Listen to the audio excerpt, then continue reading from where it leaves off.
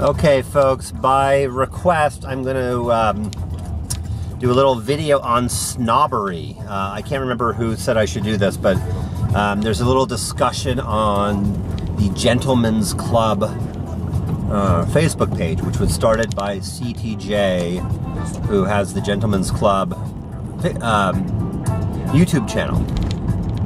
And the one person just thought that I should turn my comment into a video, so I said, sure, why not? I have a bit of a drive ahead of me. I'm probably about 45-minute drive. I'm not going to do a 45-minute ramble video, so don't worry about that. Anyhow, so the question was about snobbery, and first of all, I actually have a definition of snob that I want to share with you. I just looked up, you know, what does Google tell me when we look up snob definition? And it's not, there's two definitions according to Google, or at least from just the non-detailed version. One is a person with an exaggerated respect for high social position or wealth who seeks to associate with social superiors and dislikes people or activities regarded as lower class. And the other definition, which is probably a little more relevant, is a person who believes that their tastes in a particular area are superior to those of other people. So, if we apply that to a watch snob, a particular brand of snob, if we take that second definition, it's a watch enthusiast and collector who believes that their taste in watches are superior to those of other people, except for other snobs. Okay, so we have groups of snobbish watch collectors and enthusiasts who believe that they have a shared perspective and taste on watches that are superior to other people. If we use the first definition, it's a person with an exaggerated respect for higher quality or levels of or costs of watches, who seek to associate with other people with as good or better watches and dislike people and watches that are lower class. So that's a snob for you, right? Okay. Now, what I wrote that I think, actually, I don't know if anyone has differentiated this, at least in any of the discussions I've seen. But what I wrote is that it's kind of problematic, the word, because I think two different things are conflated and brought together. And because they're brought together, there's all sorts of misunderstandings and squabbles and fights.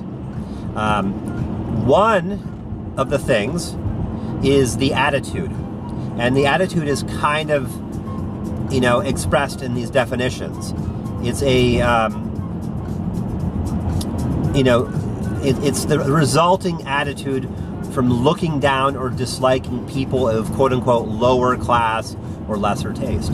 It's a arrogance and snobbery, wankery, however you want to put it. So that's one aspect, the attitude of snobbishness. The other aspect is a recognition, understanding, and knowledge of different levels of quality, different degrees of quality, and different and things like brand heritage and history, and all of the technical aspects and somewhat objective aspects of horology and watches, and a recognition of those differences. That's the other aspect. So you have on one hand the snobbish attitude, on the other hand you have the knowledge of horology. And so what I feel, what to me is really snobbishness is the attitude. That one can have an understanding and knowledge of horology, including different quote-unquote levels or degrees of quality, brand heritage, prestige, etc., the technical aspects of movement, of fit and finish, etc., while not maintaining a snobbish attitude, right? It's sort of like I don't know why this came up. If you go to a art supply store, you can ask the person there, well, what are your best colored pencils? What are the highest quality colored pencils? And you will go look at the colored pencils, and for the most part, the best colored pencils are the more expensive ones, right? You can get really cheap Michaels brand, I think they're called Artist Loft, colored pencils, all the way up to more expensive like Caran d'Ache and Derwent and so forth. These European colored pencils that use finer quality natural pigments and that don't break as easily and are just better quality. The reason I know about colored pencils is because I have 2 children. So I've bought, and I quickly realized that when you have very young children, you don't buy quality art supplies because they go through them very quickly and they destroy them. And as they get older, they require, you know, you want to get, if they get really into art, you want them to have higher quality materials. Which actually, there's a connection to watches there. You start as a young watch collector, you don't want to just start with the highest quality. I mean, it's just, you want to learn the field, but that's, I don't want to get into that. So we have these 2 attitudes, and you don't need to be snobbish about colored pencils, right? It's ridiculous. I mean, I'm sure there are art supply snobs out there, I'd imagine.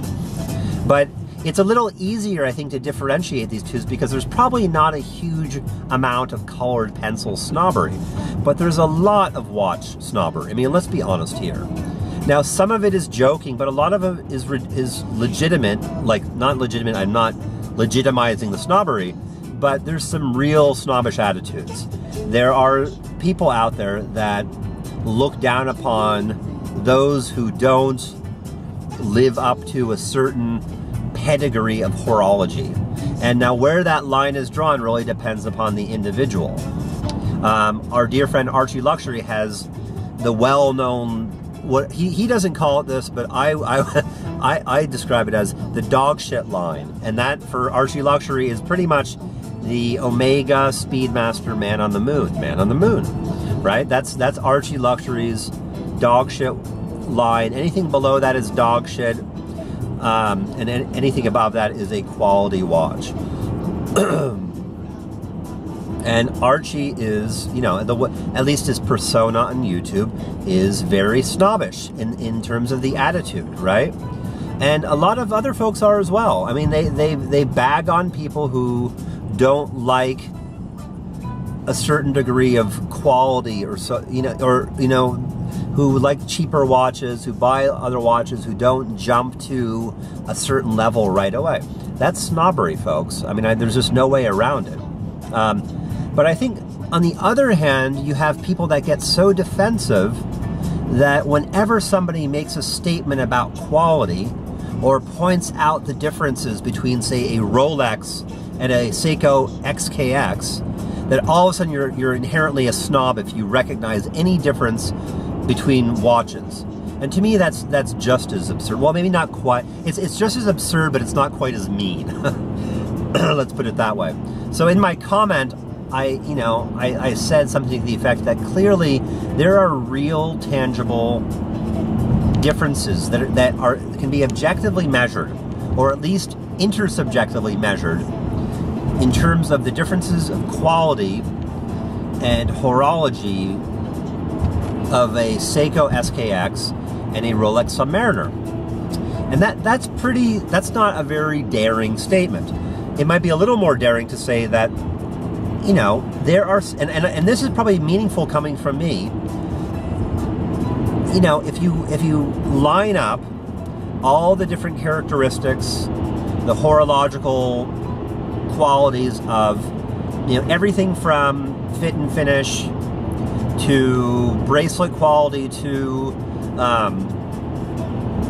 the movement, the accuracy of the movement, the craftsmanship, the brand heritage and history. When you line up all these somewhat objective measurements, and again, if they're not objective, then at least they're introsubjective. At least there can be agreement found by peers of those who have some knowledge.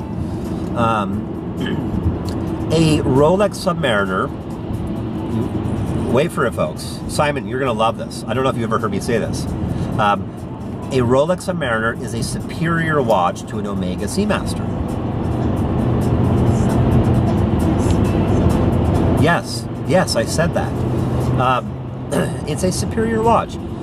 I'm not saying it's superior in all ways, and its superiority is, in the end, like relatively small. Like in the world of anyone but those who are really into watches, you know, they both tell really good time. They're both high quality luxury timepieces. They both, you know, they're both great watches, you know.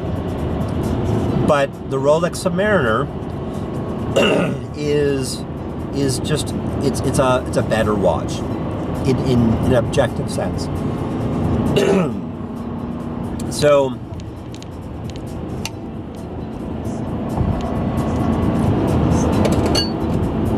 and you can recognize that and not be a snob. I actually prefer the Omega Seamaster. I like the way it looks better. That's really the bottom line. I tend to veer towards that you should always go with your personal taste and preference. Now that doesn't mean that, you know, I'm not informed by some of these more objective measurements and standards, but that in the end, it's more important to buy the watch that you resonate with personally, regardless of all the standards.